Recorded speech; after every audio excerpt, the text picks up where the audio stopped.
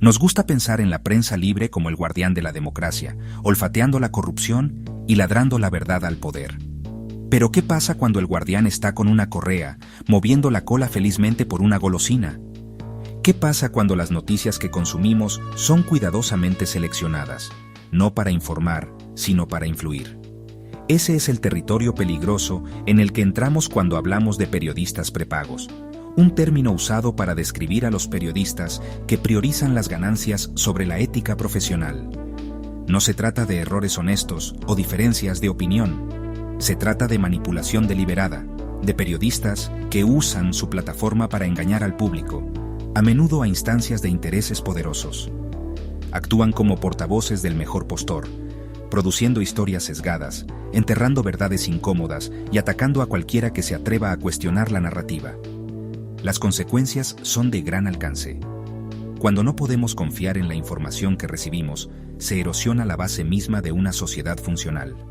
Alimenta la polarización, genera cinismo y hace que sea increíblemente difícil abordar problemas críticos. Si queremos proteger la integridad de nuestra democracia, necesitamos entender cómo funciona este sistema insidioso y, lo que es más importante, cómo defendernos.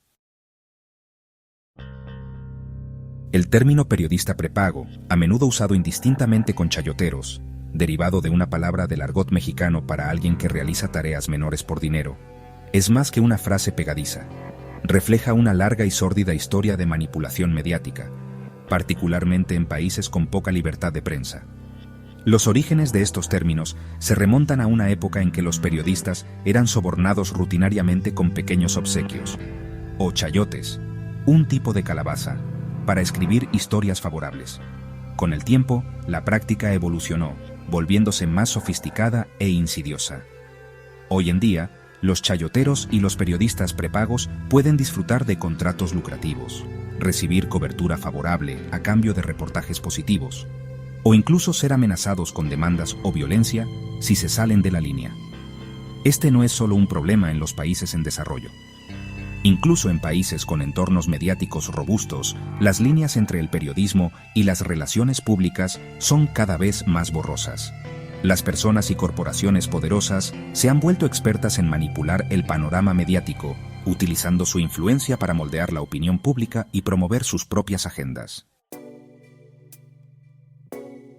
Entonces, ¿cómo operan los periodistas prepagos? ¿Qué tácticas usan para distorsionar la verdad y manipular la percepción pública? Los métodos son tan variados como efectivos.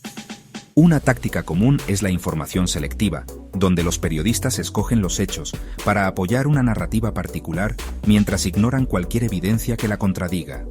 También pueden recurrir al sensacionalismo, exagerando las historias o usando un lenguaje emocionalmente cargado para captar la atención y generar controversia. Otra táctica común es el asesinato de personajes. Si un periodista no puede refutar los hechos, puede recurrir a atacar la credibilidad o el carácter de la persona que los presenta. Esto podría implicar difundir rumores, desenterrar escándalos pasados o usar la culpa por asociación para desacreditar a su objetivo. Finalmente, los periodistas prepagos a menudo se destacan en la distracción, inundando el ciclo de noticias con historias irrelevantes para desviar la atención de temas más importantes. El auge de los periodistas prepagos y la proliferación de la desinformación representan una seria amenaza para el discurso democrático informado. Pero no es una causa perdida. Nosotros, el público, tenemos el poder de contraatacar y reclamar la integridad de nuestro ecosistema de información. El primer paso es la conciencia. Necesitamos ser consumidores críticos de información, cuestionando lo que leemos, vemos y escuchamos. No acepte la información al pie de la letra, especialmente si proviene de fuentes conocidas por sus sesgos. Luego, necesitamos diversificar nuestra dieta de información. No confíe en una sola fuente de noticias. Busque una variedad de perspectivas, incluidas aquellas que desafíen sus propios puntos de vista. Apoye a los medios de comunicación independientes, que están comprometidos con el periodismo de investigación y que hacen que el poder rinda cuentas. Finalmente, debemos responsabilizar a los periodistas prepagos. Denuncie los informes sesgados, desafíe la información falsa y exija transparencia a quienes tienen la responsabilidad de informar al público. Recuerde, una prensa libre solo puede funcionar si es responsabilizada por una ciudadanía vigilante e informada.